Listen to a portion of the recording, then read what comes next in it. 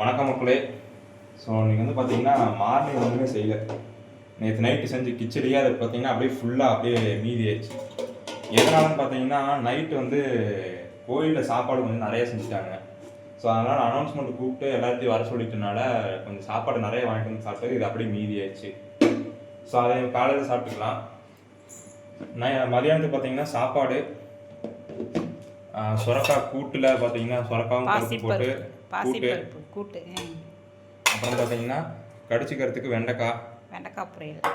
அப்புறம் பார்த்தீங்கன்னா முட்டைக்கோஸ் பொரியல் மேல் வீட்டிலேருந்து வந்துச்சு. அவங்க வந்து பார்த்தீங்கன்னா எங்களுக்கு வெண்டைக்காய் எடுத்துக்கிட்டு அவங்க முட்டைக்கோஸ் கொடுத்துட்டு போயிருக்காங்க. பண்டமாற்று முறம். அப்புறம் பார்த்தீங்கன்னா தயிர், கடிச்சிக்கிறதுக்கு அப்பளம். தயிர் வந்து சும்மா சாப்பிட முடியாதுல்ல, அதுக்காக உப்பு. அப்புறம் வந்து பார்த்தீங்கன்னா தயிர் சாப்பிடாதவங்களுக்கு மோர். ஸோ இதெல்லாம் பார்த்தீங்கன்னா காலையில் ஒரு கடி, மதியானம் ஒரு கடி, சாயந்தரம் ஒரு தூக்கம் அப்படிங்கிற மாதிரி நீங்கள் ஃபாலோ பண்ணிக்கோங்க. சரிங்களா? சாயந்தரம் திரும்பவும் சந்திக்கலாம். பாய்.